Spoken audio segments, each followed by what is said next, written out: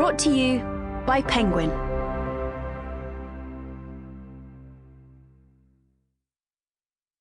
Set on You by Amy Lee. Read by Carolyn Kang. To everyone who rarely sees themselves represented in books and movies. To everyone who doesn't conform to mainstream beauty standards. You are worthy of an epic love story. We all are. Author's Note.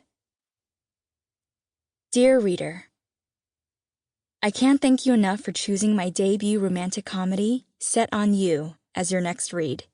While this book is written in a light, humorous, and sarcastic style, I would be remiss if I did not provide content warnings for my readers regarding the serious issues it explores: fat phobia, cyberbullying, and references to racism, fitness diet culture, and cancer. Crystal's journey as a curvy, biracial Chinese woman is one single, fictional experience, filtered through my own worldview as a Chinese Canadian who grew up in a predominantly white community. I cannot underscore enough how important it is to depict heroines of all marginalizations who practice self-love and body positivity, particularly in romance. Similarly, Crystal isn't a heroine who needs to learn to love and respect herself, because she already does. That being said, this book explores the nuance, the in-between, that self-love is not a tangible thing you achieve and hold on to forever. Loving oneself all day, every day, is an individual journey with vastly different outcomes for everyone. In Set on You, I tried to avoid depictions of the unhealthy side of fitness culture. Crystal is an advocate of working out and lifting weights as one of many means to living a healthy and balanced lifestyle, and does not count calories or keep track of her weight. However, the very theme of fitness and gym culture may be triggering to some listeners. As you heard in the dedication, this book is my love letter to anyone who, like myself, doesn't often see themselves represented in mainstream media. In an industry that is starved for representation, I do not take this responsibility lightly, and have consulted beta and sensitivity readers while writing this book. That being said, I am not perfect, and I emphasize that the fictional experiences portrayed are not intended to be prescriptive or representative of a single community or marginalization. With love, Amy. Chapter 1. The gym is supposed to be my safe place.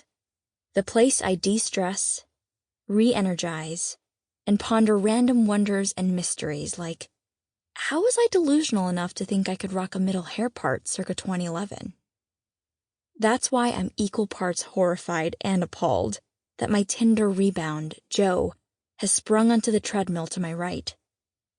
I brace myself for an awkward, clunky greeting, but thankfully his attention appears fixed on the treadmill's touchpad. As he presses the dial to increase his speed, I catch a whiff of eau de wet dog. He not so subtly glances in my direction before averting his eyes. Sure, Tinder Joe was kind enough to order me an Uber after our lackluster quarter-night stand 2 weeks ago, but it's highly coincidental we'd end up at the same gym, in all of Boston. I wonder if he's stalked me. Maybe I blew his mind in bed? So much so he went FBI on my ass, located my gym, and staged a casual run-in? Given my social media presence, it isn't out of the realm of possibility. At every opportunity, Dad warns me of the dangers of posting my whereabouts on Instagram, lest I be kidnapped and sold into sex slavery, Taken style. Except Dad is no Liam Neeson. He doesn't have special skills, aside from his legendary sesame chicken recipe. And so long as the Excalibur Fitness Center continues to sponsor my membership in exchange for promotion on my Instagram, I'm willing to risk it. Tinder Joe and I lock eyes once again as I catch my breath post-sprint interval. Our shared gaze lasts 2 seconds longer than comfortable, and I can't help but notice how his perfectly coiffed boy band hair remains suspiciously intact with each giraffe-like stride.